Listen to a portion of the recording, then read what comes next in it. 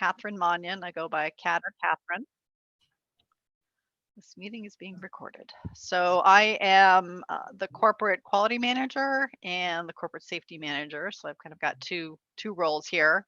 As part of my role as a corporate safety manager, I work with Sue and the team on the project management program.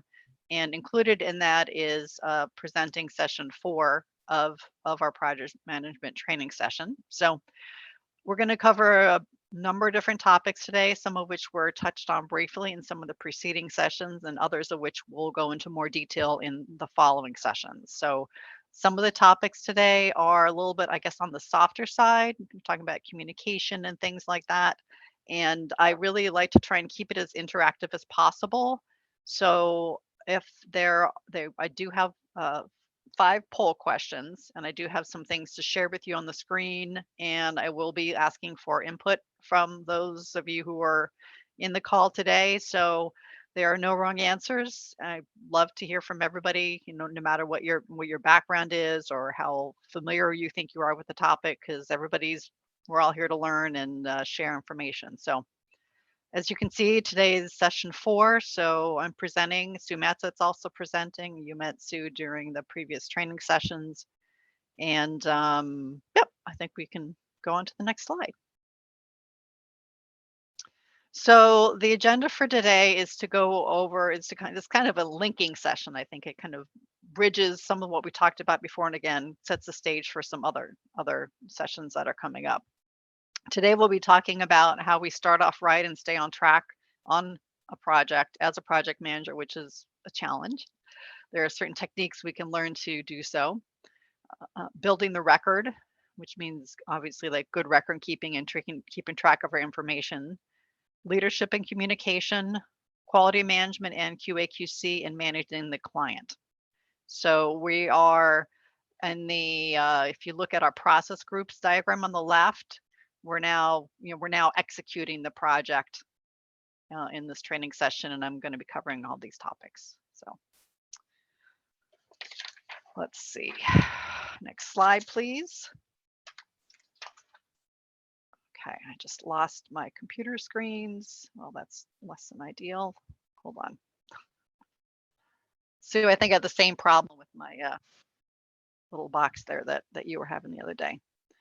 So for this session, we're going to be touching on a number of these topics. So documentation, QA/QC procedures, templates, processes, client relationship, notes on the plans as part of good documentation. So these are all the things that we're doing as we're that good implementation of manages risk as we're managing our projects.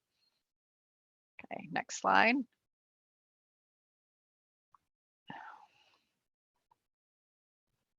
Okay, so I am going to share my screen. Oh, yeah, you came back. Excellent. So this is not an official poll question, but I did want to ask everybody if they had any guess as to what the allowance should be for project management for an engineering, environmental, whatever project, like what percentage of the fee you think is should be allocated to project management. So anybody can say anything. Depends on the scope, Kat. Might call on people if people are feeling shy, but won't be mean about it.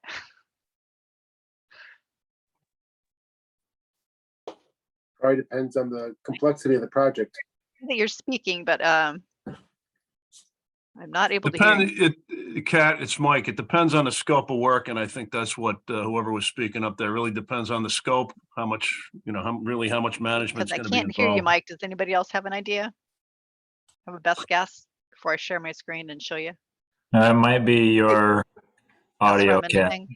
Any idea? Yeah, maybe everybody should just put their answer in the chat, and then Kat can read it. Nope. Okay. All right. Well, I'm going to share my screen here real briefly.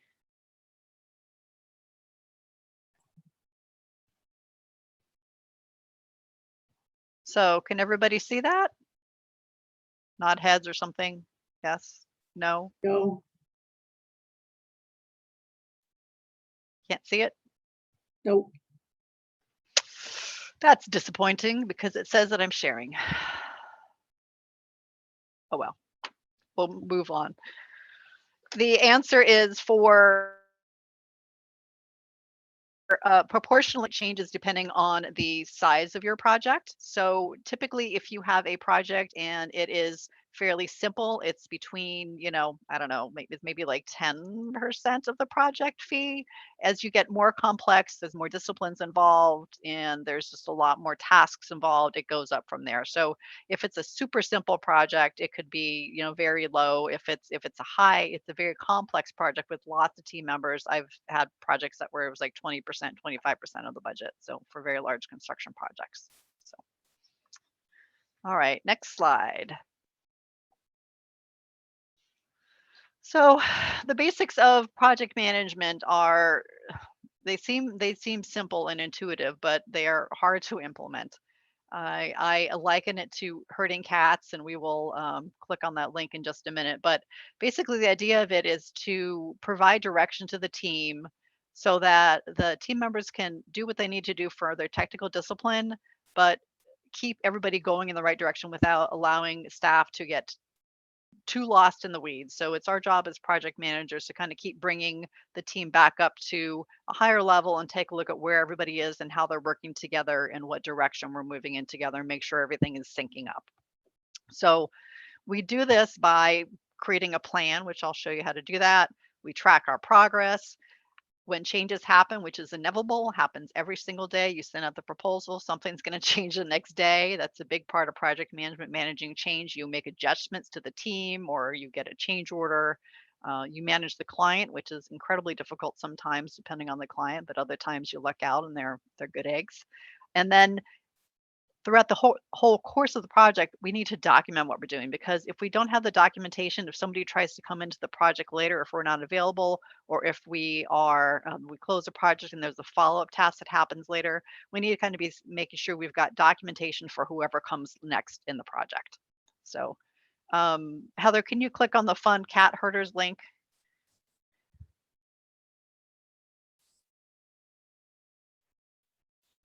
I apologize. This is a little bit silly, but it is fun, and it, I think, starts off us on a good note because it is quite entertaining. And if you picture each of those cats as being one of your technical disciplines on the project team, then it's it's somewhat accurate.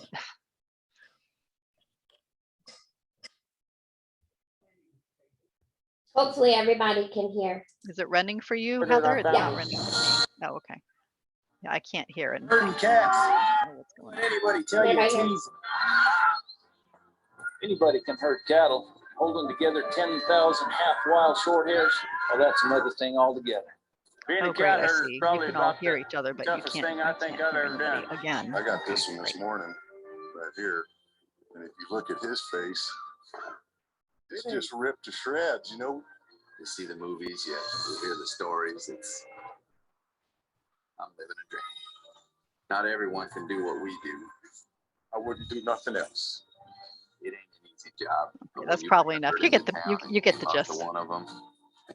Here's my great grandfather. He was the first cat herder in our family. Thank you, Heather. All right, so we're going to launch our first official poll question now, since we've talked about generally how this is, what the goal is.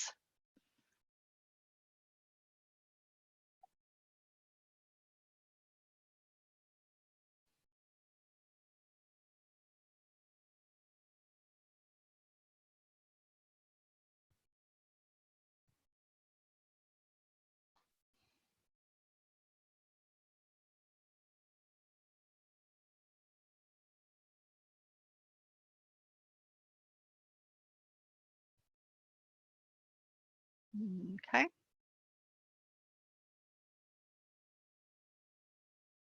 Let's see. I can't see the results here. Don't know where they went. So we have about 46% that said yes, 4% no. Heather, is there a way to share what the results were maybe in the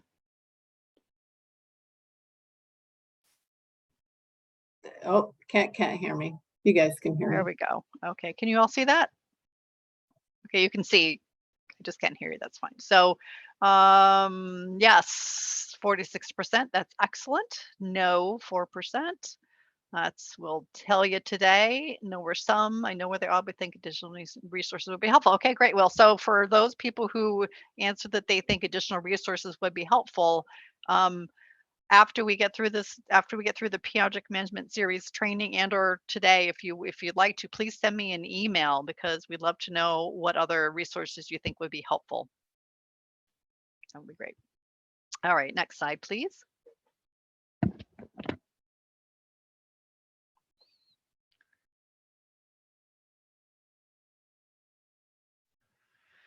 Okay, so tools and resources. There are, for those of you who did know where some of them were, there are quite a few tools and resources in a number of different locations.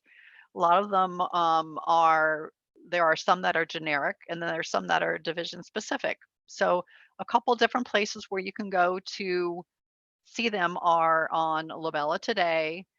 The operations quality GPS page has information, the legal page, operations forms, each of the division pages has some information on it. There, the safety page has information, of course, on some of the safety documents, and then there's additional information on LaBella U course recordings and whatnot. So there's quite a few interesting resources that you've got available. And if we move to the next slide, I listed out a few of those for you. So these are the ones that you can find on the quality management system page, which has been revised recently. So now it's called quality and project management. But what we tried to do on this page is make sure that there are links on this page, which will take you to all the other pages where you will find information that you need. So for instance, you can see we've got a link to legal page, a link to the operations form page, the design tech, marketing, safety planning, and then to the short form health and safety plan. So this is an excellent spot. I put the link here and then in the PowerPoint so you can just find your way there and you should be able to navigate. And if anybody wants a tour, I don't have time during the presentation today to do this, but I'd be more than happy to talk with anybody at any time and kind of give you a tour of where everything is on the page, okay? Next slide.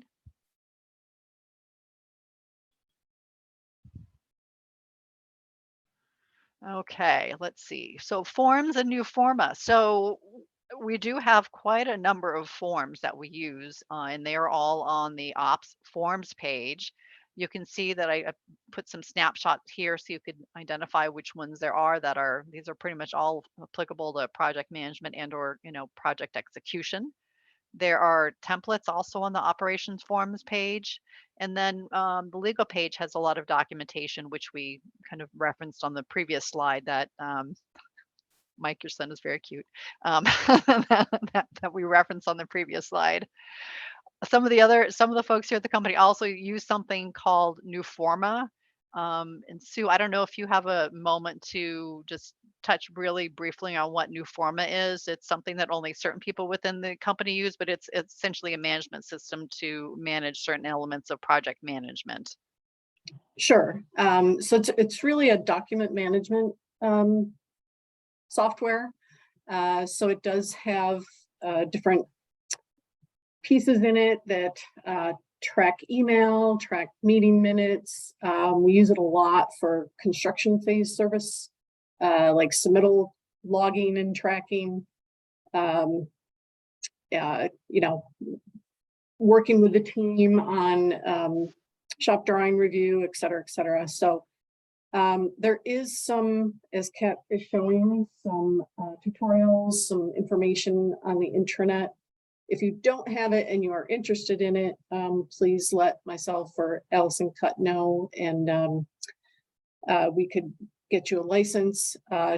Typically, you would want to ask your client if it's something that they would want to use with you or your contractor, construction manager. But it is, we've explored things like Procore, if you're familiar with that. That is really more just a construction phase management document management tool. What we liked about New Forma is you can also use it throughout the life of your project. So I think that's probably it, Kat.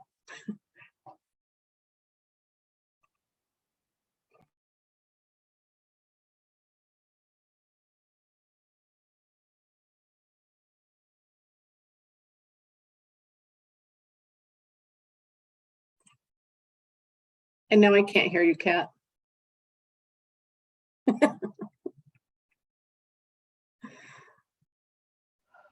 How about now? Yay. Okay, I didn't do anything. I just clicked the same button. Okay, I don't know. All right. I can hear you and you can hear me though, so I'm thrilled. So next page, please. Okay, so this is a document that is on the resource page that I showed you. It's called the Project Plan Workbook. It's something that we've recently put out there for project managers to have as a resource. It's an Excel workbook, and there are a couple different sheets to it. I'm going to try and be brave and share my screen again and see if it works this time. Can you see? You can't see. All right. All right. Well, that's a bummer, but oh well. Kat, Yep. if you have to go up to view options, and I actually had to change the screen that I was viewing to change it to yours, and then I could see yours. Oh, okay. Because I clicked on screen 2 and sharing. Yeah, so like if Um, everyone on the call goes up to view options, and now I can see yours. I can see your workbook now. It's on the screen, Kat. You're good. Oh, thank goodness. Okay. This is miraculous. Okay. Zoom is a little bit challenging. So anyway, so this is the live Excel version of it. So there are 4 tabs in it. We're not mandating that this be used by everybody in the company, but I think it's a nice resource, especially if you're a beginner PM, because it kind of lays out exactly the things that you need to be thinking about as you're starting off your project. So again, we started about project planning and initiation already, but these are some of the tools that we have to do that. So the first one is just an overview, which even if you just open this up and to kind of take a look at it before you dig into your project, I think you'll be better off. So you describing the phase, the name, outlining who the team members are, what does the client think is important for the project in order for it to be a success? How does the client want to handle change, which we'll talk about more in this session and in later sessions? How do people want to be communicated with? Who gets to distribute documents? What are your milestone deliverables? Who's going to review them, which we'll talk more about to make sure that they meet our standards and other standards. Are there any special project requirements? Health and safety, of course. Any special training, IT, or equipment needs. This one has affected me in the past where I was working on a project and I inherited it and didn't realize that there was a HEC-RAS. We needed HEC-RAS to run a dam break analysis. And I found out after we had gotten the project, and I had to go back and, talk to IT and get the program. And so just thinking ahead helps you think ahead. And then just project description, like thinking about like when you're done with this project, what kind of marketing materials do you want to get out of it? Because if this is going to be a good project and it's something that you think you or your division can use in the future in your marketing materials, that may affect some of your timing on some of your site visits and what you take photographs of when they're field. And it just does affect how you proceed with the project. Team contact information, you could use this especially for like large project teams where you have multi-disciplines and they're not all within the office, or they're subs. I'm going to share my screen briefly and show you one that I did for a big project that's still alive, but slightly different version. But basically, I populated with who all the client reps were. I took screen snapshots because I can't remember names, and I know faces but can't remember names. This person, knowing personal information, she liked purple and she gardens. So, seems trivial, but in terms of like understanding who your team is and who your client is, it's really helpful to have that documented because I certainly can't remember all that all the time. Kickoff, we talked about this previously in the other presentation Sue gave, but this is an alternative to the kickoff letter. This is just like a document you can kind of go through and check off and make sure you've got everything that your team needs.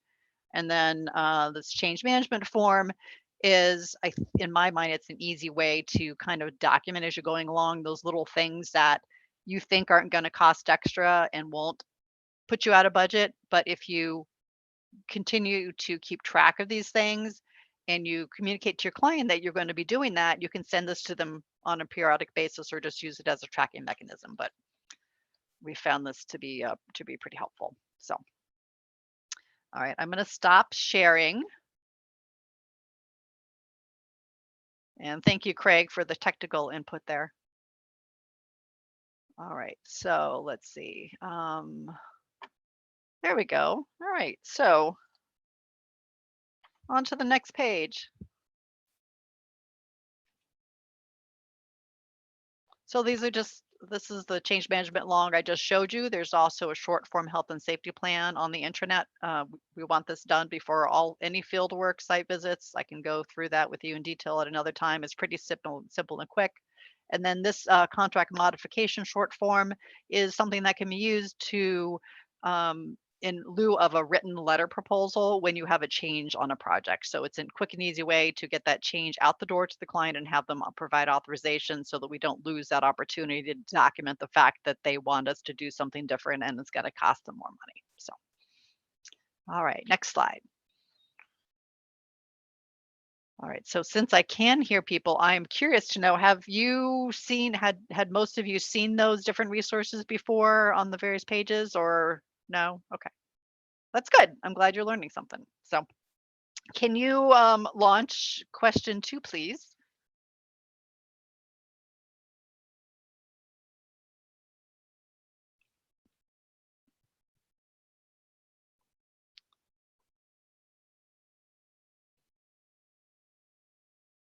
Have you never been able to find something you needed in the project file?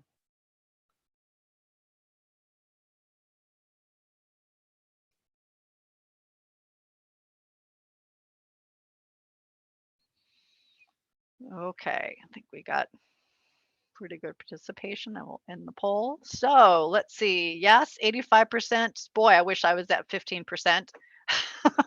That you were always able to find everything. That must mean that either you yourself are very organized or you're working on a very well organized project. So we're going through this section because it often is the case that things are not appropriately in their little homes in a way that everybody can find them on a project. And it's natural, it's human nature. Part of it's just we're busy. And that's why we're going to go through this today and talk about ways that we can do to manage that information in a way that's going to create a good record so that if there's an issue later or we need to find something and you're out of the office, we can find it. So next slide, please.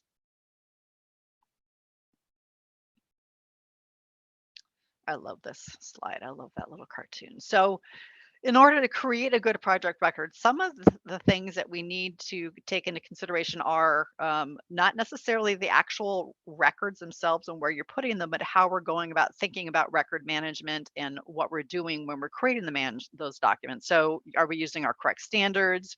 Are we using our folder structure appropriately? Are we keeping things up to date in the filing? It's very easy to get going on a project and get to the end and say, oh, shoot, I forgot to file as I was going along.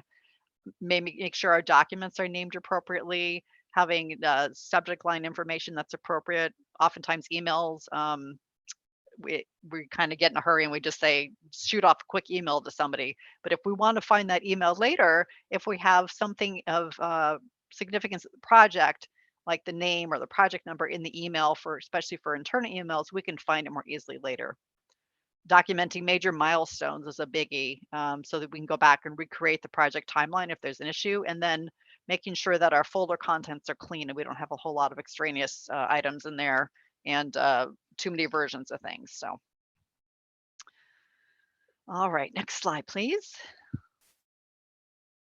So one way that we do this is by having a consistent folder structure. So LaBella has grown immensely over the past 10 years, and prior to January 2022, every single office and division and group, everybody was using somewhat of a different folder structure. So Sue, with input from lots of folks, and the company put out a LaBella folder structure that is standard across the company.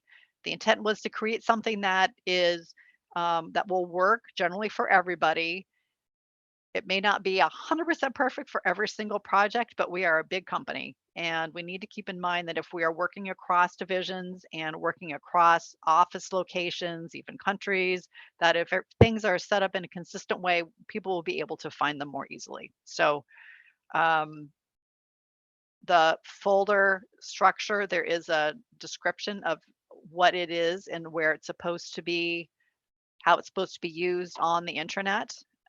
Do you guys, do you know where that is? Have you seen that before?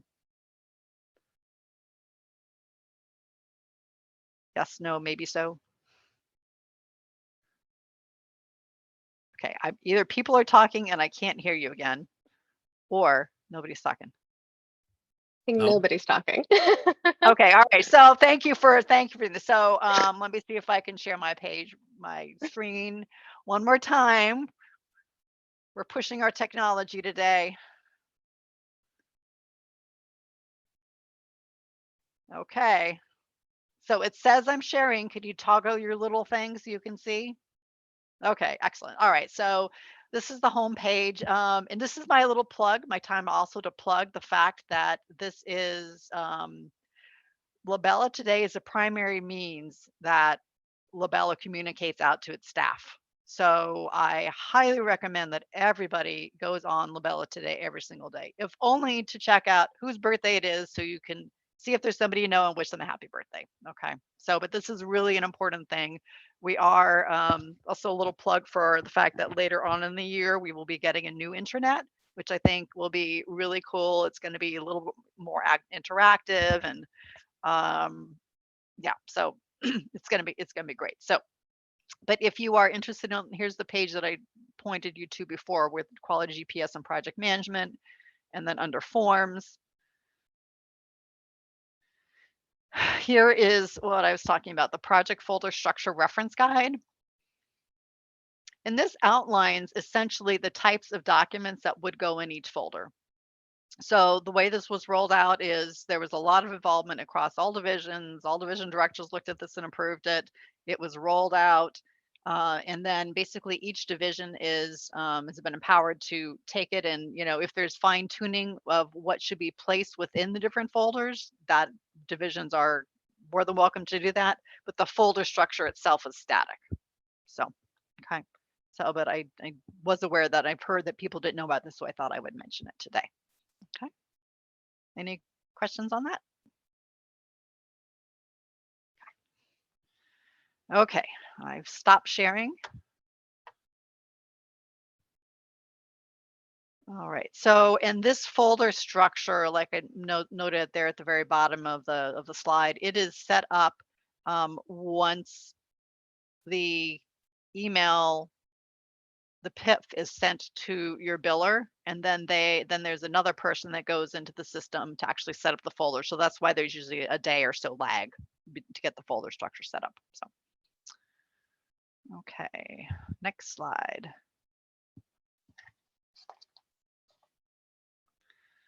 Okay, document naming and emails. So interestingly enough, the Organizational Knowledge Committee is currently working on putting out a very short guide for how to name documents and emails. The intent of the document is not to mandate anything specifically for each division, but we do, the guidance document, which will probably release within the next month, does have some general like good practices, such as, you know, including in your document name things like the name of the site or who it's going to, the date, the preparer.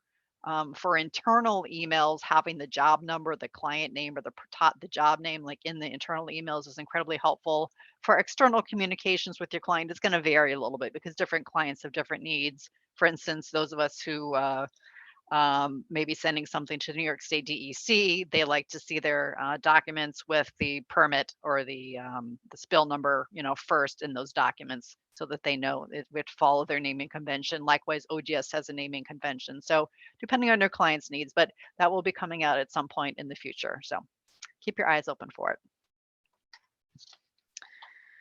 All right. Any questions from anybody so far? We are a quiet group today. Does anybody have any examples of anything that any problems they had finding things, or ways that they have been successful in naming documents or communicating via email using subject taglines, keeping the record clean? Any examples of good or bad? One thing that I do occasionally, if I get an email from someone or that doesn't include something pertinent like a job number or the job name, you can open the email and edit it so that it's saved. Even if you don't have to resend it to yourself, it's saved in Outlook with that edited subject line. Say that last part again. You can save, like if you receive an email but it doesn't have the Yep. subject that you would prefer. Oh yeah, right. You can edit it and save it without having to resend it to yourself. Yes. Okay. Yes, that is true. I have done that too myself. And actually, email management is a huge topic, and it's actually on my worry list of things to track. It's try and work on at some point, but it's definitely a challenge. I personally, what I do with my emails is in my inbox, I set up a folder for my projects, and then all the important emails I pull into that folder, and then I get rid of the other ones. And then I periodically put those into the project folder. The most important emails from a liability and from a project management standpoint are going to be those where you're documenting, major milestones, decisions that the client's made, budget changes, regulatory correspondence. Those are really all key items that you need to keep track of. I also I personally struggle with the fact that I have projects with lots of team members. Sometimes it's a challenge to manage all the team members and keep track of all the emails. So I do put the project number in my subject lines of my emails for a lot of time, but everybody kind of does develop their own system. We'll be looking at that a little bit later on in the year. So, all right, let us move on to the next slide.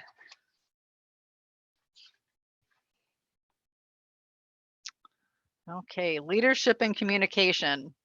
So I think Mike kind of mentioned this in the very first session, but project management is, the concept is simple, but the skills that are needed to be a really excellent project manager, they don't always go together in one person. So I will say that becoming a leader in managing your team and communicating are of the more critical ones that you yourself need to have. It's sometimes it's sometimes a little bit easier to find somebody who can help supplement you in terms of your ability to manage financial data or manage communications or file documents, that sort of thing. But in its essence, being able to lead a team and communicate with your team, that's really super important for project management. So I put together a couple of little bits here. So just so you can kind of put some context on the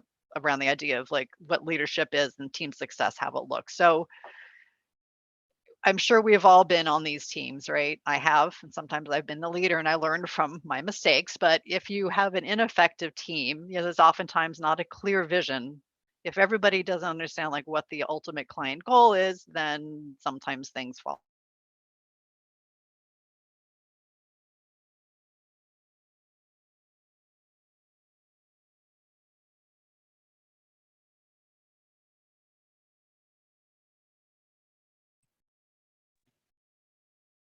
We are having all kinds of IT fun today.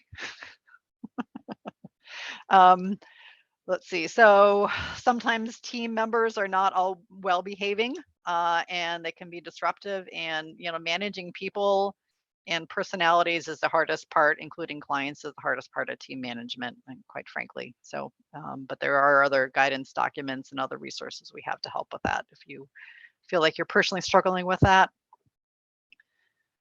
Some staff are sometimes a little bit less willing than others to participate in the team and provide feedback, and that sometimes leads to conflicts and makes things a challenge. So those are, I've been on these teams, I've been a team member and, not been a perfect person. So we've all been there, but if we can, to have an effective team, it's really helpful if everybody clearly understands what their job roles and responsibilities are.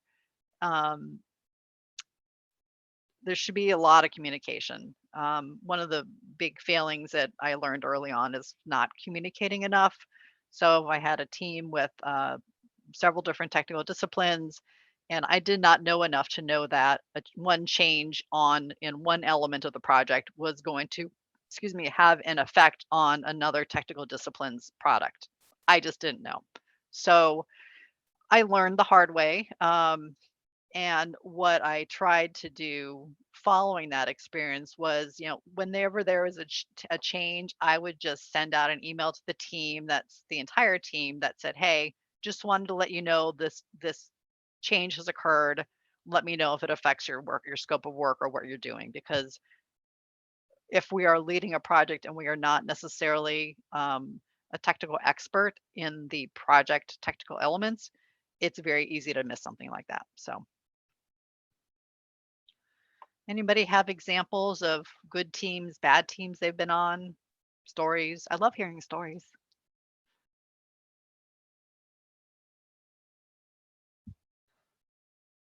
Branson, anything? Oops, you're muted. Yep. Okay. I'm here.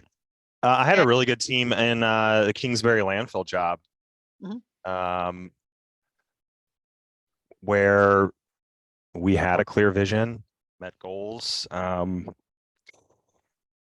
might joke around with each other a little bit, but you kind of got to do that on construction sites sometimes. Yeah. So, and it really kept morale high, which is another reason we met our goal for that job. So it was a good experience. So do you think there was like one particular thing that affected that? Was it I'm thinking maybe communication, like was there a lot of communication? It was People know what communication was and going everybody on, like or- knew their communication, everybody like knew their position and purpose, which was key to finishing the job. Great. That's good to hear. Anybody have an example like I did of one where things did not go so well? Either you messed up or the PM messed up or somebody else messed up?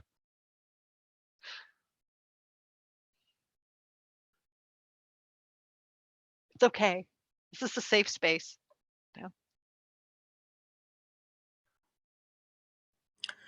How about the project manager telling the client that work will be done at a certain time, but staff, it's not realistic for the staff? Yep. I've been on both sides of that. That's unknowingly I have promised. I thought that I knew where we were, but I didn't know where I was. And it was because I wasn't doing enough communicating with my staff, with the team that was working on it. So there are times when, we've all been there where we have been working on a project and something had to get out the door and we pull out all the stops and we get it done. It should not be a consistent thing though, because otherwise we get burnt out. But that's a good example of something that we want to try to avoid, and hopefully we can if we're just communicating. Everybody knows where everybody's standing on a project. So thanks, Dustin. Yeah, I think it's important too.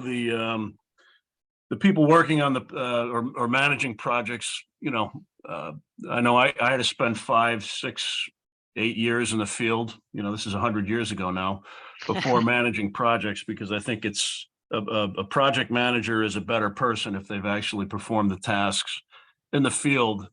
For the people that are managing it for them, and it helps you make better decisions.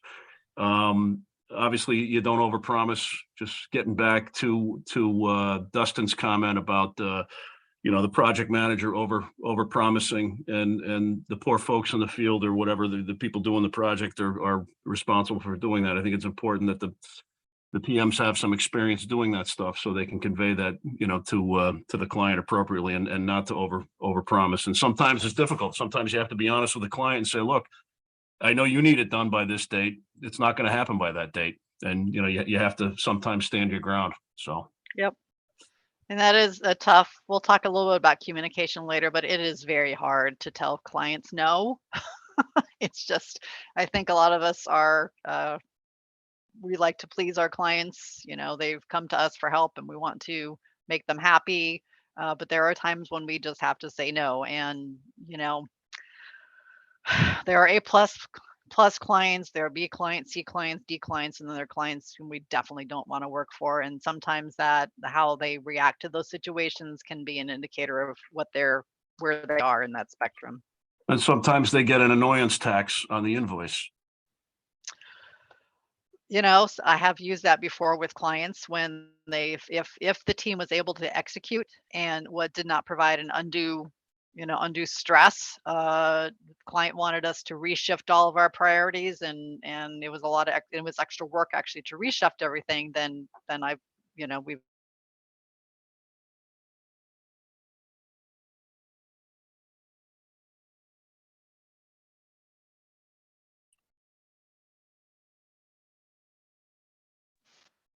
I think we can fill in the blank for what Kat was about to say.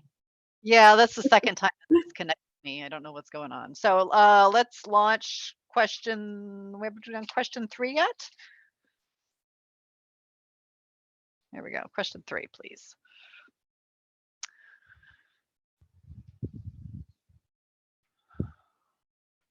Somewhat of a trick question now, because I think we've kind of talked about this a little bit, but. And then after we do this slide, we'll take our break. So. Okay, let me take a look here. So. Looks like we have some folks said about 13% said 30%, about the same amount said 60. 38% said 75%, and about 30% said 90% every time. So the answer is actually 90%. Next slide, please. And by communicating, I mean writing, emails, managing all these things. Communication is key, and this is something that is a little bit of a mind shift for folks who are possibly in the dual role of being a project manager and also being a technical lead on a project. So if Mike, for instance, you're managing a project, Mike, and you're managing a project that is within the environmental division, and it's a remediation project, you're kind of wearing 2 hats. You're wearing your remediation hat and your project management hat. There are other times that someone is managing a large multidisciplinary, like land development project. In those cases, those types of PMs are more typically focused specifically on just the project management. But it's really important to note that a lot of the time of a PM is communicating. That's why we keep stressing the importance of good communication skills. So this is just a couple of little points that we put together here to highlight the importance of communication. This one is especially important. The number one reasons why clients leave is perceived indifference. So I've talked a lot about team communication, but client communication is also critical. Different clients have different communication styles. I can go into that a little bit more in detail at some point, but whether or not a client feels they've been communicated with and kept in the loop enough is really critical for their sense of satisfaction. And if a client is satisfied with communications and feels like they've been kept in the loop, if something happens, a problem happens, because it's going to happen, there's a mistake made or something changes, and the fact that they feel comfortable with the communications, they are much more likely to give you a little bit of grace if something happens that's less than ideal. So again, we went over this before, but let the team know if something changes. We don't all know everything. I certainly did not when I first started out, and I learned the hard way that if you make a change on say a slope on a construction project that could affect water flow and it could affect the wetlands, and well, there's a lot of trickle downs literally that happen on projects. You change one thing, then it affects everything else. So keep that in mind. So when we have a communication plan, that's one of those elements of the project plan that I showed you earlier. That kind of gets you thinking up front about like who needs to be communicated with, how do they want to be communicated with. And then my last point here is about contractors. Kurt, who's on this call, is a exemplary construction manager for construction projects, and he can probably tell you lots of stories about communication with contractors. But I don't know if you want to share anything, Kurt, but putting things in writing with contractors is super duper critical. I don't know quite how else to say it, because the contractor bid on the job, they're looking to make money. They may suggest a change, and it's up to the contract manager and the technical team to vet the change through the paperwork. But if things are not gotten in writing, then there could be problems. So, Kurt, do you have anything you can add to that? Sorry to put you on the spot, but you've got a breadth of experience. So it's basically contractual. It's you're creating almost like a new subcontract. Every little change order is like a little contract. They have to sign and agree to it, and everything has to be spelled out in writing. Otherwise, they weasel their way out of little things if you don't put it in writing. So true. Very true. So thank you, Kurt. Yep. So I'm going to share my screen one more time. I'm going to push the boundaries here of our technology today. So I'm sharing a couple excerpts from some emails that I had with a client. I don't know if you can see this this was back in many years ago, but this is how the client wanted to be communicated with. This is not something I suggest you do, bold, underline, red. It could be, viewed as too aggressive or whatnot. But specifically during our meetings, I talked about how is it going to be effective for you to get the information via email. So he said, put it in bold 14-point font, red, underline. And I'm like, okay, it's up to you. Thrilled to get these emails, So, and I outlined he said, just give me 2 steps. Put little bullets. He didn't want a lot of text. If there was a decision, he wanted it to say A or B, and these are the 2 costs and what the regulatory implications were, and that was all he wanted. So it was very clear communication with this client, exactly what he wanted. We also had lots of meetings and lots of calls, with more detailed information. But when it came to the email record and decision making, this is what they wanted. So. All right, I think this is a good time to take a 10-minute break. Does that work for everybody? Awesome. All right, thank you. We'll be back at noon. Thanks.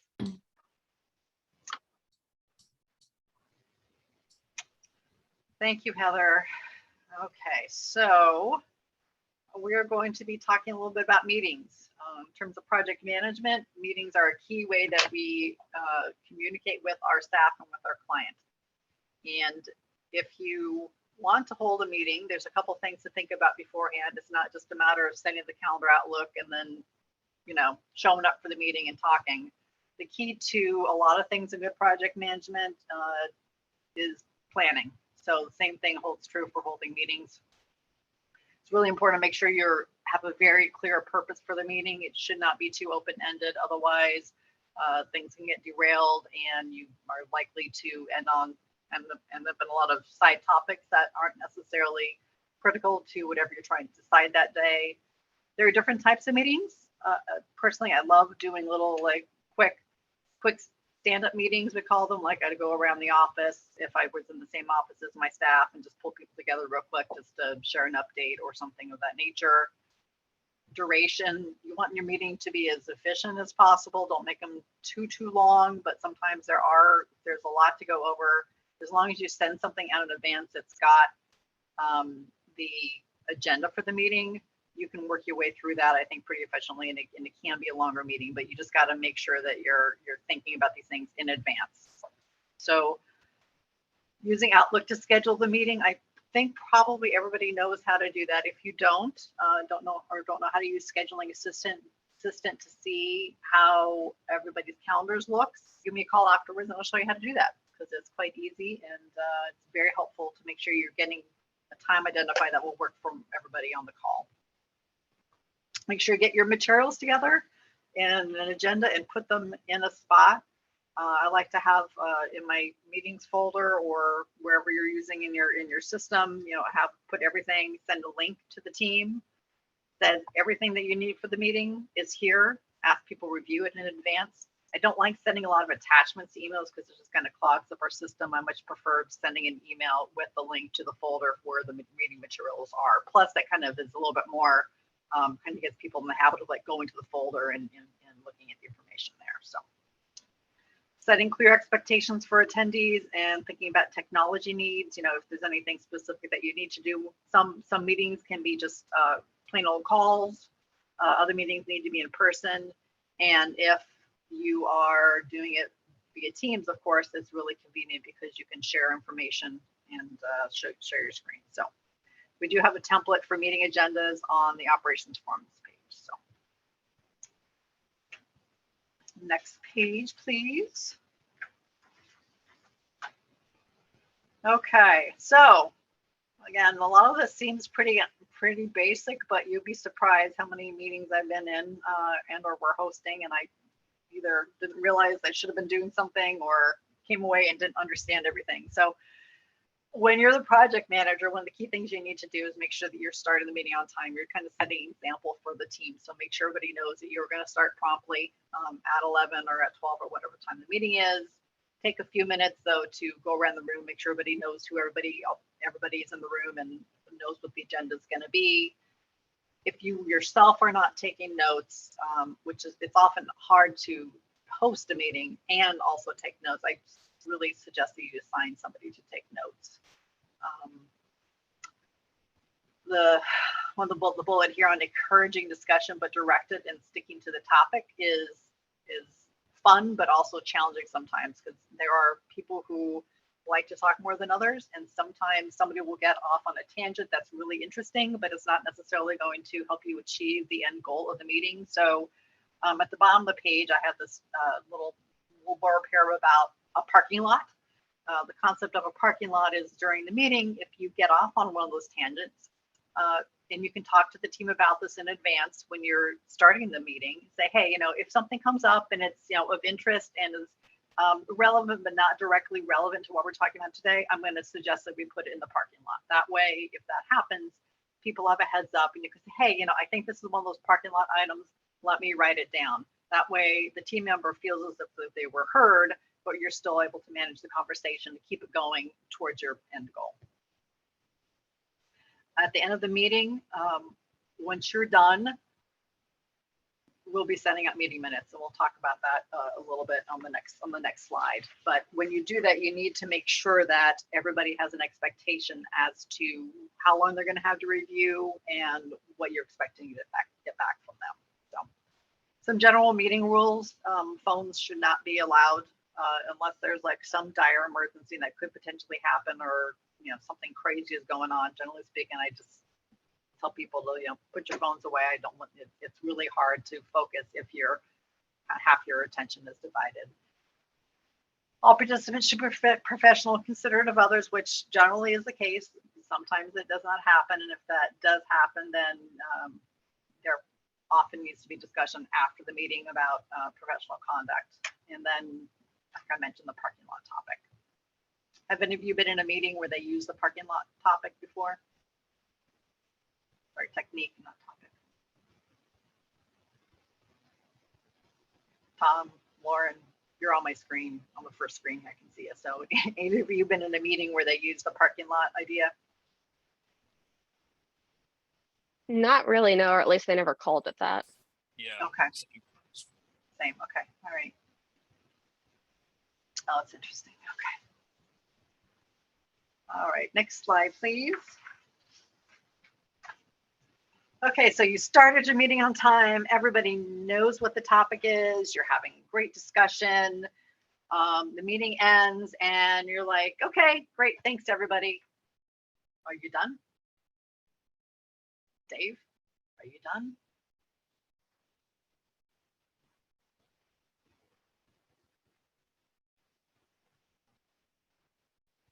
Dave didn't hear me. Sorry. You're not done. And when you get to the end of your meeting, I like to make sure I leave enough time to say, okay, team, this is what I think I heard, we agreed on, and that we're going to do as next steps. And I parrot it all back out, what I think I heard, because I can guarantee you, if you've got 10 people in a room, when they all leave the room, if you don't do that, everybody's going to come out with a different impression of, what the next do steps are and what they're responsible for, just because we all filter information through our own lens of our own experiences and our technical discipline. So it's really important at the end of the meeting, before you leave the room, say, this is what our next steps are. This is what I heard. And that way, if there's any discrepancy between what you think you heard and what a team member heard, they have an opportunity to say, I think you misunderstood. I meant this and not this. Okay. Can you all see how that would be helpful? No. Okay. See a few nodding heads. I'll take it. So after the meeting, you will have it at the end of the meeting. You'll have that conversation, and then you will distribute minutes. We do have minute templates on the internet on the forums page. I also am a big fan of just sending an email saying, hey team, thanks a lot. That was great. Here's what our big take homes are, and here's what the do steps are. If it's something that could be done short in the email with bullets with, like that, that's a lot easier than people sometimes than waiting through long meeting minutes. But it depends on what the focus and the purpose of the call was, who the team members that are there, and what you're trying to achieve and what you're trying to document through holding the meeting. Sometimes if you have a meeting with the regulatory agencies, right, you are not going to want to just send a follow-up email with little bullet points like, here's what we decided. You may want to include a little bit more background on the thought process on how we got from step A to step B. So it's really going to depend on the client and the project and who the team members that are on. Okay. And then this last bullet, just make sure everybody on the team knows that, questions, clarification, it's okay, right? Like I said, we all hear things differently. And if there's a discrepancy, we want to know. I don't want somebody to leave the room or get the minutes and be like, oh, that's not what I heard at all. And then just kind of let it go.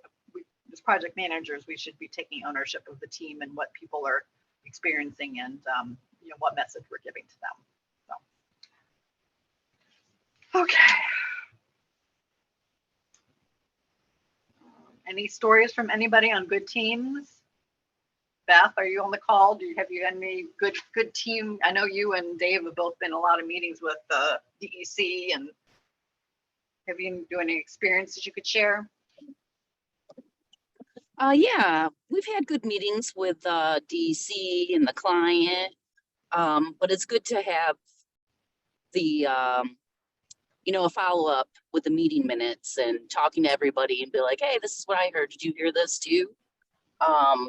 So yeah, this is a good experience to do that and know that everybody's on the same page. Right.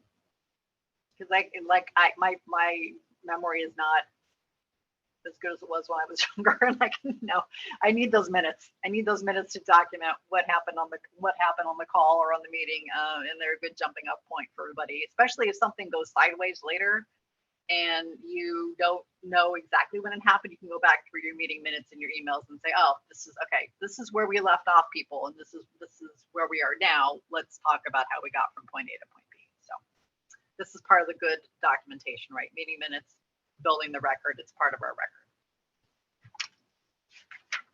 Okay, let's see.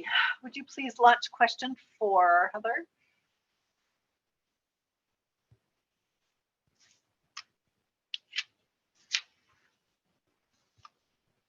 Okay, so do the projects you work on have quality assurance, peer, or QC reviews done?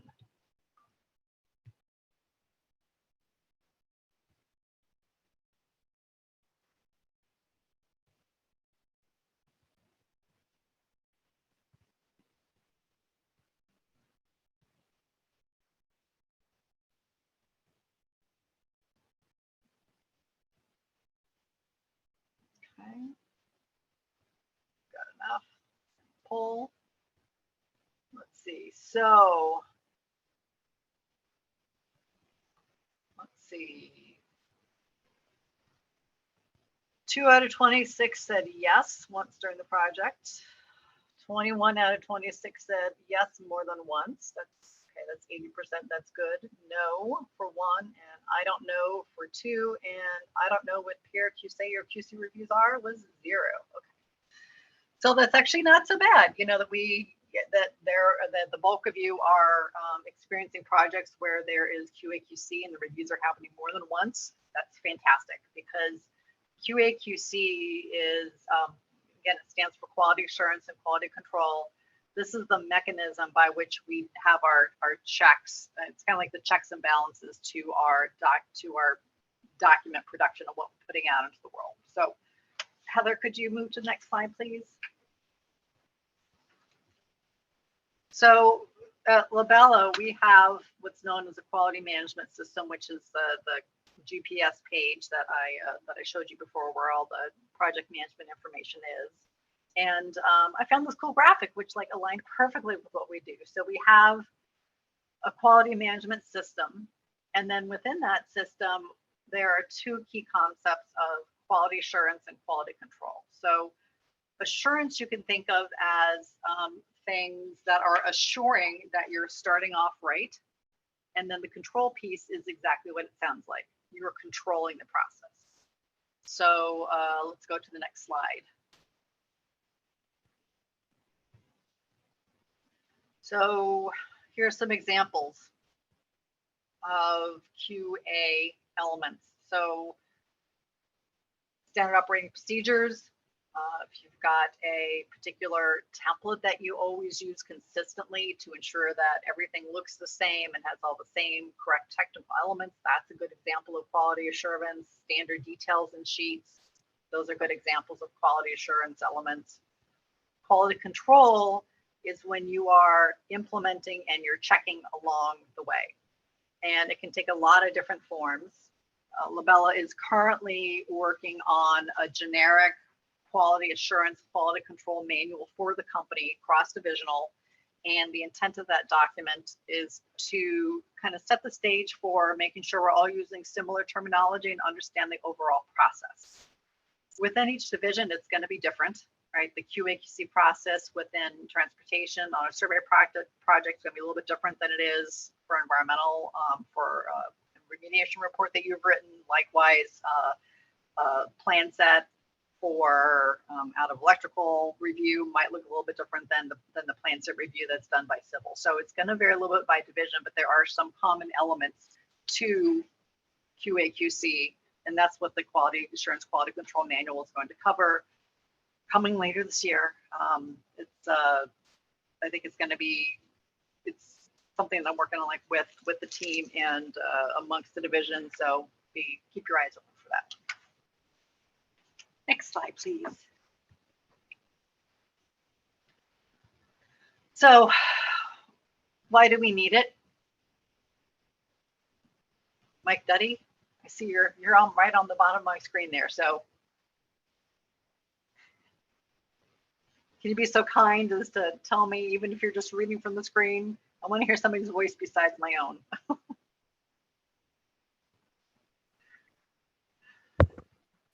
This is my fault for showing up late. Yeah. I'm sorry, I did miss the question. That's okay. So we're talking about quality assurance and quality control, and I'm asking like, why do we need it? And the answer is kind of on the screen, but I know that you're an experienced surveyor, and I'm sure you've had plenty of opportunities in your career to we've all made mistakes when we didn't check something right. So I don't know if you have a story to share, or if there's anything that's on here that resonates with you that you could expand on. Yeah, actually, something Steve Alex told me, he says a lot of times, even when we're preparing a deed and reviewing the deed from the survey, you can find mistakes on your survey plat that just from writing the deed description. Mm-hmm. And I would agree with them on that. I mean, that's definitely something we picked up on, and just those second set of eyes, it is that's the best thing I can describe it as. Yeah, it's a good like cross check. I mean, that's a good example too, because you're reading a deed that's already been out there, but you don't know who. Apparently, they didn't they didn't have a QC review of the deed before it got put into the record, right? So, and then you're cross checking against what is on your plans. Right? Yes. How Yep. it's on the circuit plan. So yeah. So, and the reason we do this, right? So we don't end up in a spot where we're putting out a document that's not accurate, right? If there is a mistake, we own it, and we've got to fix it. We pay for it. Client doesn't pay for the mistake unless it is something that is something that is related to something that is was client induced, I guess what I would term it. But for the most part, our clients pay us to produce a product that meets appropriate technical specs and guidelines, and it's on us to make sure that we're doing that. During the course of a project, there could be a lot of different hands involved. So what we try and do is make sure that we set up at the beginning, what we're going to do along the way. Is it going to be at 30%, 60%, 90%? And if we do that, we can avoid these things that are on the upper left there. Again, I'm going to mention Kurt again. He's in the field a lot. He deals a lot with issues that happen in the field during construction that are due to errors that happen on plan sets. And errors are going to happen on plan sets because we're all human beings, right? Mistakes happen, but by the time you get to the field, that's why it's important to have good construction managers out there. They're the ones who are mitigating the effects of any errors that we have on our plans and our plan sets. But so the better our QA and QC, the more reduced risk we have of loss of reputation in clients, fewer risks and fewer mistakes. Costs us less money. The more claims we have from poor work product, it raises our insurance. So even though it is very easy to say, oh, there's not budget for it, or I don't have time, I can guarantee you, dollars to donuts, that you are never going to regret having done having a good QA QC program for your project, because every single time we do it well, it saves us money in the long term. So it does come up occasionally that someone says, oh, this doesn't need to be reviewed, right? So, and this is going to vary depending on what division you're in, but everything needs some kind of review that's going out of the office. Like if I'm sending a complicated email, I may just send it to somebody first and say, would you just read this, make sure it sounds good? But that's the type of quality control, right? It's not a same as a full QC review, but it is a type of quality control effort. So if you are sending something out and it needs some degree of review, ideally you will have identified those reviewers early in the process when you're setting up your project. From if you have a technical discipline, such as if it's a project and there's a wetlands delineation that's going on, you're going to want to make sure that somebody in the wetlands group, Beth, Dave, whoever is taking a look at that before it goes out and it's got everything in it that's got to have in there. I'm a firm believer of, if in doubt, ask somebody just to take a look. Again, I've never regretted that. Would you please take a quick look email, because everybody sees things differently, and especially if you worked on something yourself, it's hard to review your own work. So. All right, next slide, please. Okay, so when does it happen? It happens, there's the answer, right? I love my orange and green. When does it happen? During the entire course of the project. So you get a call from a client about a prospective project. In your back of your mind, you're already thinking QA, QC, right? You're thinking about, what's my team going to be, right? Having the right team on the project is part of good quality assurance, right? What templates am I going to use? That's good part of quality assurance. Are you talking about everything at kickoff, making sure everybody knows what they need to know? That's part of good quality assurance. And then during the course of after you've done your kickoff and you're in the course of the project, there are all the reviews during the course of the project. They may be formal reviews at 30, 60, 90% design. There are also what I call like informal reviews, which are, say like Kate, you're in the office and somebody's working on a report for you, and you just kind of walk over and step over the, peek over the shoulder and say, hey, how's it going?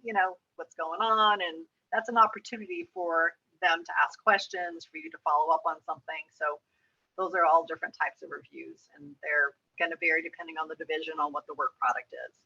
Generally speaking, the higher the liability associated with the deliverable, the higher the level of QA and QC, and the more money you're going to want to spend on it, right? So if you're preparing a full construction plan set, there should be a very robust budget for quality assurance and quality control. So construction documents, speaking of which, so construction documents are incredibly challenging sometimes. You really want to make sure that they're clear, and most importantly, you know, people are building from our plans. If we send them, give them our plan set, are they going to be able to build it? And again, when you're in the field and you're managing a construction manager, and you know, there's a contractor and there's a discrepancy, you need to make sure that we're very clear on what it is that's supposed to be built. So that's where, again, construction management comes in. We talked a little bit of this already, you know, Kurt gave us a little bit of information on that. And then the certification at the end of the project is another piece. So a lot of people, myself included, before I was a little bit more experienced, I just thought of like, oh, you know, QA, QC, that's for like when we're developing the plans. No, it's like, it includes construction management elements. It includes all the work that we're doing, you know, with the contractors, and it includes the piece at the end of the day when we're going out, either we are or somebody else is, and we're documenting and certifying that the work was done properly. Okay, we don't just certify anything that was built in the field unless we had eyeballs on it. I don't know what else how to say it, but like if there's pressure line testing, if we don't have appropriate documentation of the test results, if we didn't actually see something, see a pipeline go in, if we didn't actually see the trench being closed, if there wasn't full-time construction management, there's a little bit that you take on additional liability if you didn't actually have eyes on it. So, or you don't have the appropriate testing. So that is also part of this whole process. Does anybody have any QA/QC stories when things went wrong? I like when things went wrong because they always do. We always have those stories. I don't know if it's things went wrong, Kat, but recently we took over a solar project from another consultant, and in our meetings before taking over the project, I said to the client about a potential wetland that I saw on the aerials that hadn't been mapped, and which they would have impacted had we not flagged it. But long story short, we went to the site and it is a wetland, and they were going to impact it had we not brought it up. And so they were very happy that, you know, we called it out, and so they didn't end up getting in trouble. But just, you know, QA/QC wise, just thinking about, you know, make sure you're checking your maps, especially if you're getting something from another consultant, because you can't guarantee that they actually looked at everything they were supposed to. But that's a really good point, Dave, because we use consultants, we use subs. We may not necessarily be in your position where we're a technical specialist, you know, to be able to identify that there was an issue. But at the end of the day, if someone's on our team, we should be trying to ensure as project managers that they have a QA/QC process. And that's part of our QA, right? Making sure we've got good team members, we're using a good sub, we're not using somebody that we know cuts corners. If there's a project and there's a problem, if you hadn't done that, Dave, right?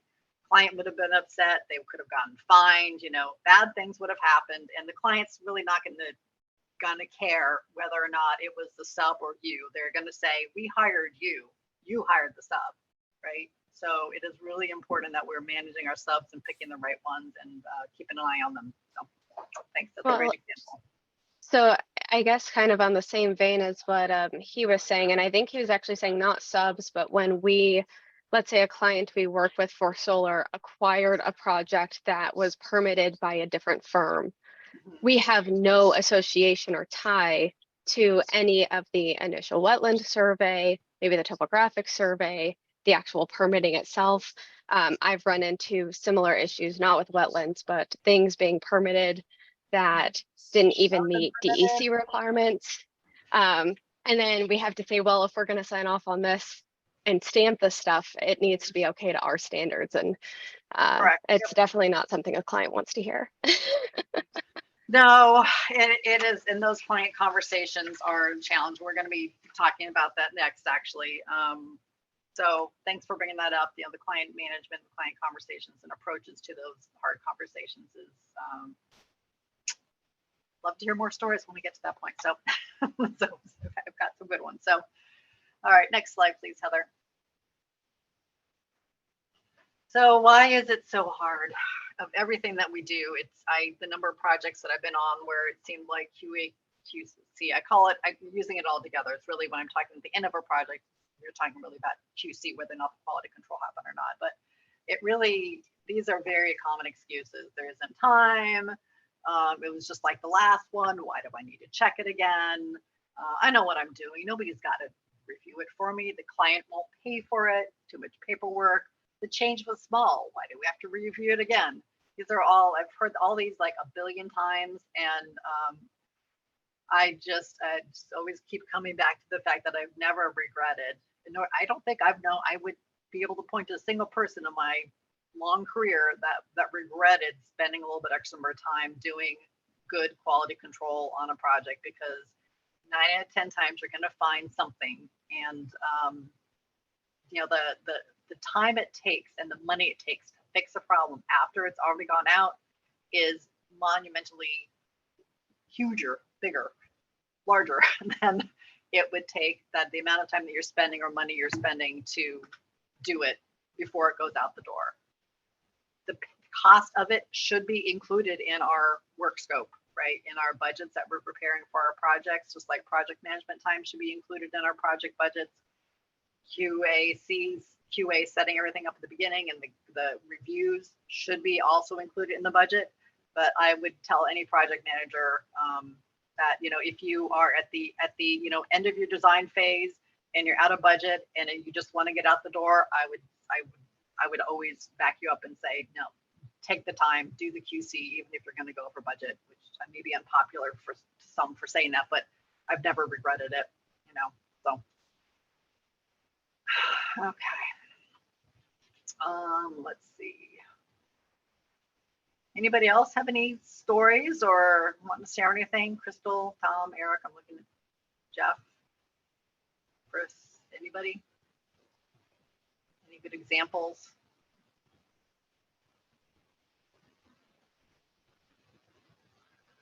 Apparently not. Okay. All right. So we will move on.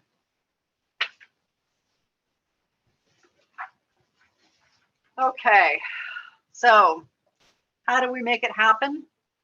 Key to number one is to educate your team why we're doing it, because it costs the client, costs us clients and money, and it should just be part of the process. And the entire team is accountable for quality. I don't care what you're doing. If you're, you know, the senior technical lead or you're making a photocopy, everybody's accountable. If one of the messages that I like to put out to the team is like, if you see something, really just say something. Never as a PM was I mad when somebody pointed out a mistake. I'm like, thank goodness somebody found that before it went out the door. So even if it would cause delay or something, sometimes you may need to make a judgment call as to whether or not it's a big enough mistake to hold up the process, but you always want to know what's going on. Okay.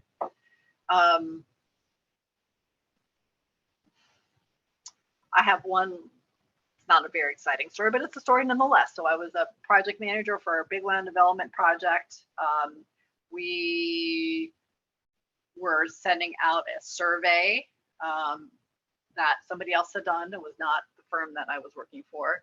And everybody else had looked at it, all the rest of the team, all the engineers, everybody looked at it. I was looking at it from a purely non-technical perspective because I am not an engineer or a landscape surveyor or a wetland specialist, or I just looked at the plan sets, and on every single sheet it had the wrong county. Okay. And this had already gone out to the town under previous, previous project manager at a different company. So doesn't matter what your background is, everybody has something to bring to the table to find, to help make sure we're putting out a quality product. Okay, so I'm going to share my screen one more time because I mentioned earlier how there are different resources for the different divisions. on how to get this process implemented. Can you all see? Yeah, okay. So I'm from the Chazen merger. So at Chazen, we had a quality management program, and one of the things that that came out of that's going to be part of this QAQC program, and I'm working with some of the DDs on, is we recognized that there were some forms that Chazen had, and there were some forms that LaBella had for particular checklists for plan sets. So what we did is we kind of put them together. They're not all matchy-matchy in terms of formatting and whatnot. But there is a document, if anybody's interested, I could send you, which has I call it the combined, QAQC form with multidiscipline project design checklist.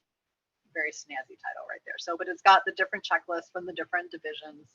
And then the cover of it is just a form. And again, every division handle things a little bit differently, but this is just an example of the type of form you could use to document, because if you do QAQC, you want to document it for the file. So this just, you fill out this basic information. There's a drop down for if it's a code services review, 60%. Is it a peer review or is it QC review? You fill it out, and then it gets signed when it's done, and it gets put in the project folder. Documents that it was done. So, like I said, there are other versions of this out among the company, but if this is particular one that's of interest, just let me know. Okay.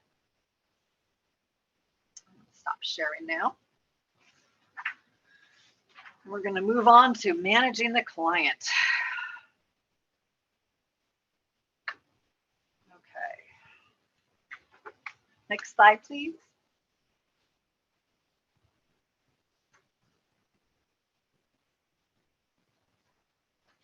One more. There we go. Okay. Besides communication, keeping track of everything, managing clients is one of the most difficult parts about being a project manager. Sometimes you've got a fantastic client and they are just a pleasure. Sometimes not so much. Sometimes you've got a client who's very savvy and knows what they're doing and has been through the ropes before and they know what's going on. Other times you have a newbie, they don't understand, and you have to spend a lot of time educating them. So one of the things that we do when we're getting projects in is we're thinking about what kind of client is this, because if it is somebody who is a newer to the block client and they aren't an experienced developer, they're going to have a lot more questions. They're going to need a lot more education. And as project managers, it's our job to educate the client. We are consultants. We are here to consult, to provide them with information, and that's kind of what we're here for. So just keep that in mind. In order to do effective client management, there's three things. You got to know them, which speaks to, are they experienced, are they inexperienced, what are they, how they like to communicate, what is their background, all these things. You got to know who they are as a client, who are the decision makers. Make sure you're proactive and consistent with communication. Okay, by proactive, I mean like you're sending the majority of the emails to them. You're not waiting for them to ask you a question. And then this last one cannot be overestimated. Get confirmation of decisions and changes in writing. Okay. If the client makes a decision, if you educate them and you provide them with options, and they choose something that you as a professional feel is not necessarily the way to go for whatever reason, doubly make sure you have it documented. Okay, we provide guidance, but sometimes clients make decisions that we're like, it's a little hinky, but it's your decision to take on that level of risk. They are making business decisions. It's their money, not our money, but it's our reputation. So anytime there's a potential disconnect between a decision that the client's making and our professional judgment, be very cautious about how we're documenting that and what we're doing, and just make sure we've educated them and advise them of what the risks are, but they're the ones who are taking the risk financially. If it's something that is unethical, of course, we are an ethical company. We are not looking to do anything that is illegal. If there's a really sticky situation, get help. which brings me to my 2-starred. This deserves 2 stars, not just 1. Never be afraid to ask anybody for help. Me, anybody in your division. If there's a challenge with the client, don't feel like you're alone and you got to figure it out all by yourself, because you don't.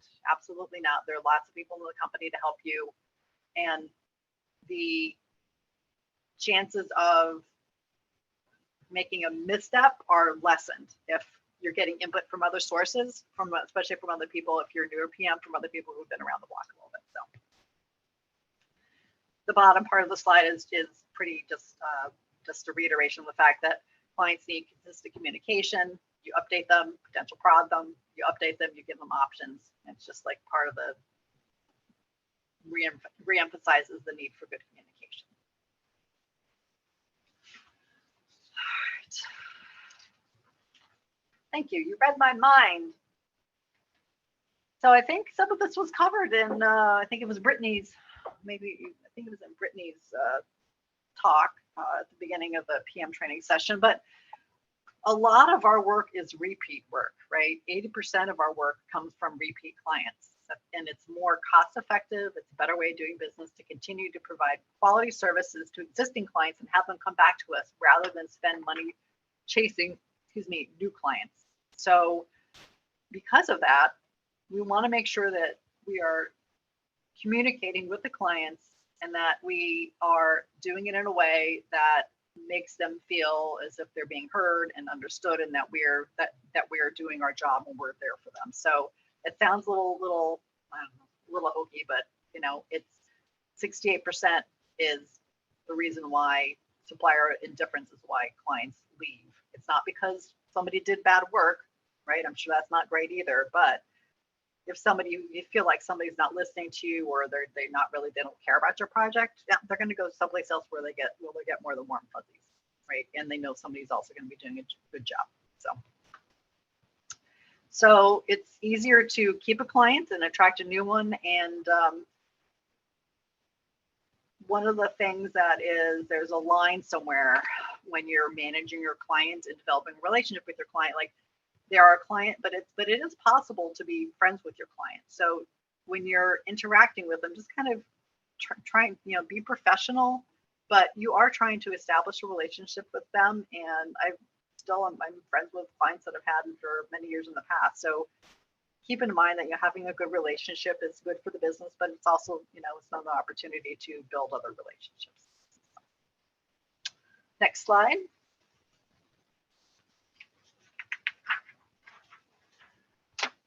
Okay, so we talked about some of this already, and I'm going to ask for examples of this after I kind of review the slide briefly, so everybody be thinking about this. But know your clients, how they like to communicate,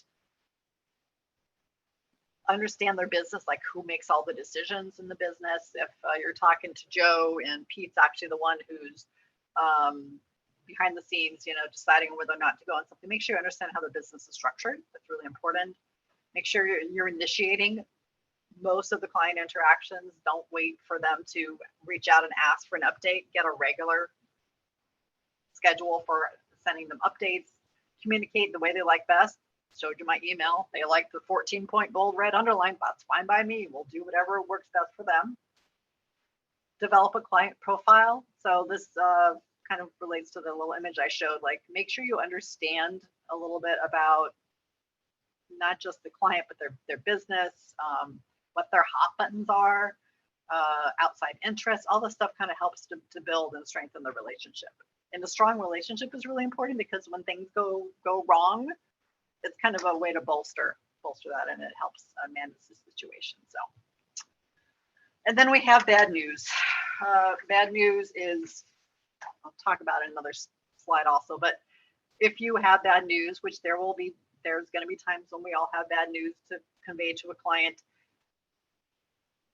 I've had that sinking feeling more than once when I realized something happened on a project and it was that, oh no, like, oh my gosh, like, what are we going to do? So number one, don't panic, because it's happened to everybody. Number two, ask for help. Make sure you're understanding completely how we got to the problem, like how it happened. Don't wait too long to contact the client. You're not gonna do it by email. do never send an email to a client with really bad news. Just don't do that. It's not, I don't like to get those emails. I don't think you like to get them either. You want to hear face to face from somebody. So either you set up a Teams call or you call them. If they're mad, that's fine. That's understandable. Let them talk, let them vent, you know, keep your calm, you know, we will work our way through it. One of the ways to work our way through it is to make sure you've got solutions ready. So you are not going into this phone call, say, oh my God, you know, they accidentally tore down the wrong building, right? That's not what you're not going to call them without saying that, without having backup ready for how it happened and, you know, what the solutions are that you propose to mitigate the situation. Okay. And that's just where I'm reinforcing the fact that you're going to want to get input from other people. Okay. And everybody's made mistakes. So nobody's going to say, oh my gosh, you know, I've never had that problem before. Everybody's got problems. Don't let them tell you otherwise. So, all right. Does anybody have any excellent stories about things going wrong on projects, having to call the client with bad news and how they managed it? Craig, anything?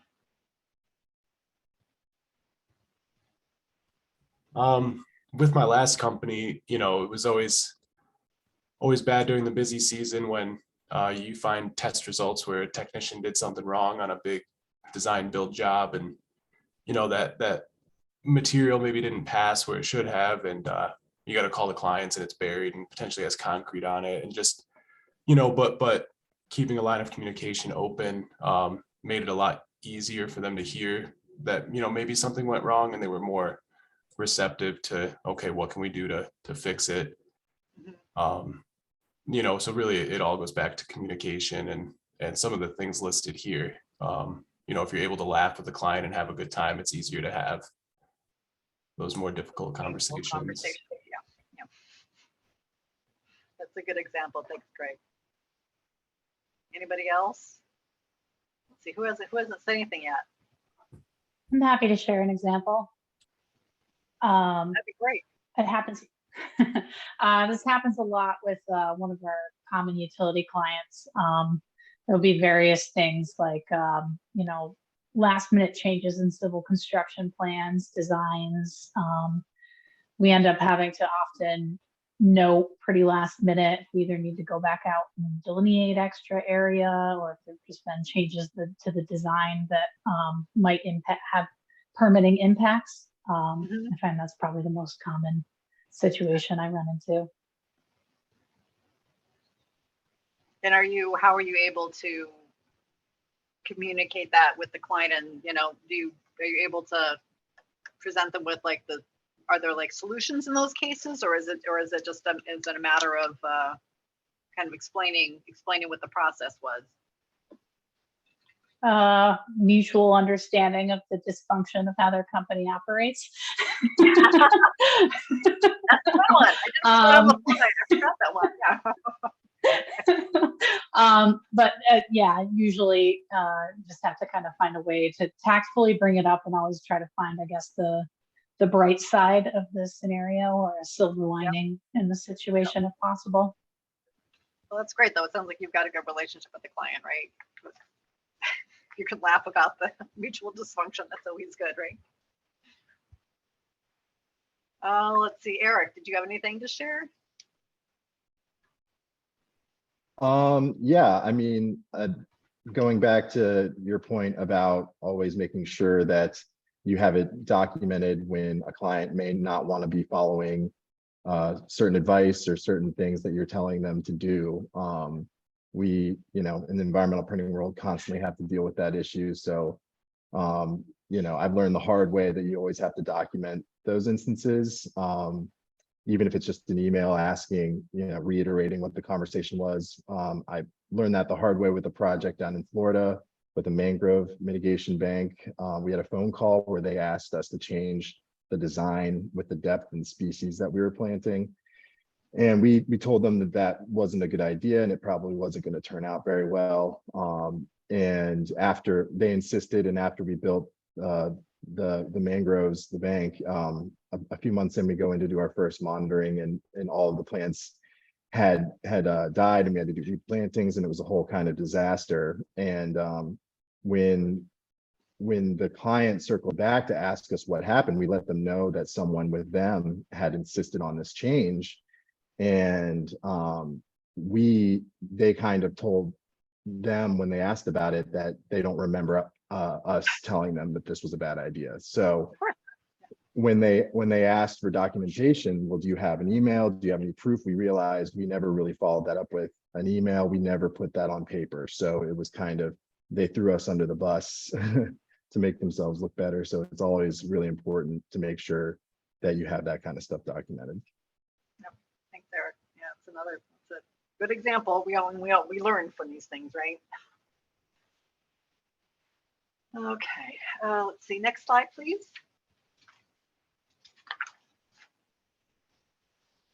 Okay, so one of the trainings that I took in the past, there was something called the client touch, and I liked the concept. It's basically just a way to think about how to continually keep in touch with your client, and it is not always necessarily going to be directly project related, but it does speak to what I talked about earlier about like developing more of a consistent like personal relationship with your clients, because we do care about them. These are some of the examples of things that people have done in the past. If you see an article that you think might be of interest to them, send it to them. If you see something, I've had times when I saw something about a completely different project that the client of mine was working on, and like in the news, I would say, hey, congrats, this looks like an awesome project. If there's something that you think that you encounter that could make your life easier, let them know. And then, thank you notes. Again, Brittany and Edel were talking about thank you notes, and we have those nice little cards you can get from marketing to just send a little thank you note for whatever, touch base. Seminars, topics of interest. This one is especially helpful if you have a more novice client, and you can you're educating them on something that they they should be educated on, and they feel as if you're spending extra time on them. So it's actually a really good, that's a good one. And then there's lunches, breakfast, company outings, call for no reason, just to say hi. I like that when people call just to say hi, just checking in to see how you're doing, even if it's not project related or anything, just checking in to say hi. So there's lots of good little things you can do. So it's not an exhaustive list. All right, let's see. Next slide, please. There we go. You read my mind. So here we talk about problems again. Just that I thought this was a good summary. This is actually the last slide in our presentation, because at the end of the day, there always are going to be problems, and we can handle them. We will get through them. I have had calls from clients who were yelling at me. It was not pleasant, but I'm still sitting here. I survived. Key thing is just, you keep calm. They're upset. You will probably be upset if you're on their end too.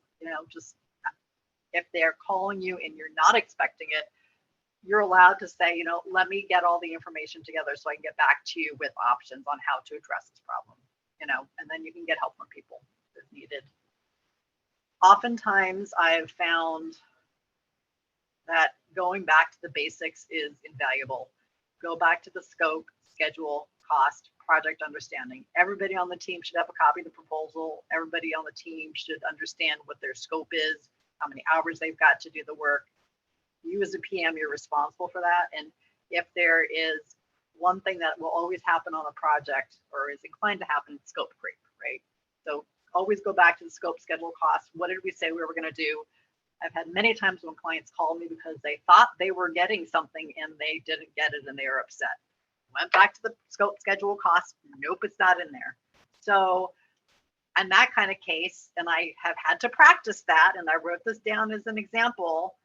If they say, oh, but I thought I was going to get that, and I can say, oh, you know what, that's not in the scope, but that's actually a great idea. Let's take a look at the proposal together and figure out, what a different option is, or if you want to take this, you want to do that instead of this other task, or if you want to do a change order to do additional supplemental work, just be calm and have the conversation. You don't ever feel like you have to say yes to the client. There's some of them are very aggressive at times, and you just kind of have to keep calm, carry on, take a step back, and just handle professionally and take a look at the scope, schedule, cost, and talk with them and get backup whenever you want it, whenever you need it. Hey, Kat, can I add a point there? We have obviously complete a lot of work in the field, whether it's drilling or test pitting, things like that. It's important to limit the communication in the field with the client from field staff. I mean, the field staff are our bread and butter. They're why we get what we get done. I mean, they're more important than, or as important as everybody else. But it's important that, the communication goes through the project manager, because a lot of times a client will be out on the site and try to direct them, whether intentional or unintentionally. It's important that there's one avenue of communication, because I've had clients tell me, oh, so-and-so said, you were going to do this, do that, or the other thing. And that's not the case at all. So just make sure that I basically tell the field staff if there's a client representative on the site, clam up, just tell them to call the office and I'll deal with it or whatever. So that can get you into trouble too. Just a quick thought. Yeah, no, I've been there. I've done that. I've been on both sides of that. And, as a PM, I kind of view that as, I'm kind of protecting my staff, and I tell people, and I've done this myself when I was in the field, it's basically, like, I just work here. Like, I'm assigned to this task. If you've got questions about anything beyond, what I'm physically doing right now, here's the name of the person you should call. Okay. Always, then back your staff up and make sure that they're, if they're getting grief from the client because they're not answering their questions, they can call you and hand the phone over. That's a great point. Right. And also on legal sites where there's lawsuits involved, that's of particular note, just to make sure nobody says anything to anybody. They don't even know why they're there. Just call the office. Yep. I've worked on lots of confidential projects where somebody was in the field, like they were doing a wetland delineation, and we had told them in advance, this is a confidential project. Somebody from the public approached them, and they basically said, I just work here. This is the person you need to call. I don't have any idea what I'm doing. I was told to drive here today and do this, and that's all I know. So that's a perfectly viable. I've used that a lot myself, Mike. So I mentioned this earlier, but it's the client's money, not ours. They're taking the risk. It's our reputation, but it's their money. So we need to make sure we're documenting client decisions for the file. Get it in writing. I've had clients say, I don't care what it costs, just get it done. That's fine, but we need documentation. We need to use that short form change order. Literally will take like 5 minutes to fill out. The bigger the risk, the bigger the dollar value, the more formal the documentation. So that change form is good for a lot, but if they're asking for like something huge, you're going to want a little bit more formal proposal. And I've also had clients who were very interested in saying, oh, well, if you cut me a break on this one, I'll give you the next project. Depending on the client, the service line, your experience, maybe sometimes you could, do some of that, but future work is never guaranteed. The client could go bankrupt, their boss could say no. So don't get snookered into, handing out work for free. I mean, we work very hard. A lot of good people at this company. We work hard. We should get paid for what we're doing. You wouldn't ask a contractor to build you a deck and then say, oh, I need an extra 20 square feet. Can you just do it for free? No, we should get paid for what we're doing. We're getting paid for our brain power and our expertise. So, and then last but not least, if you need client feedback, Brittany talked about what she does. That is her job here at the company, and she does an awesome job. So do not hesitate to reach out to her. So, let's see, Heather, last poll question.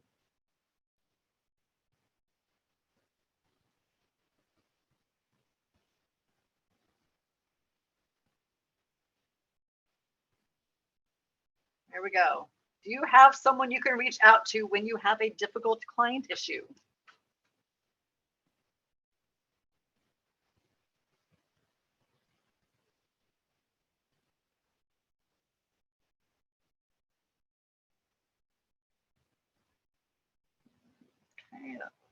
right.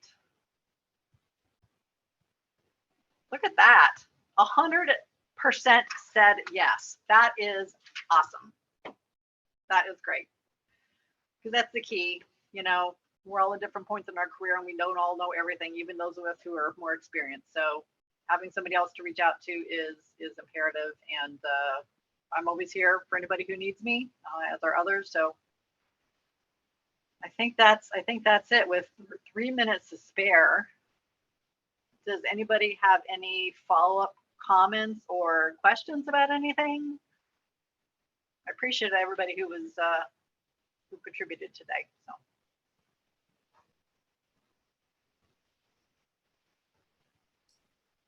Kat, Chris Fink, just wanted to see if you would share the QA/QC review form. Sure. Yep. I can send that to her. Yep. Yep. Okay. Well, if nobody has any other stories, good, bad, or ugly, they want to share, then I guess we'll call it a day. I appreciate all your time and hearing from you, and I learned a few things too. So. All right. Well, next week we will be progressing to project controls and change management, which will be done by Mark Kukovka and Jackie D'Agostino. So you'll be learning all about that next week. If you have follow-up questions, send me an email, and Heather will be sending out the questionnaire too. So I'd love feedback. Thank you. Thank you all very much. Thank you, Kat. Have a great day. All Thank right, you. bye. Bye.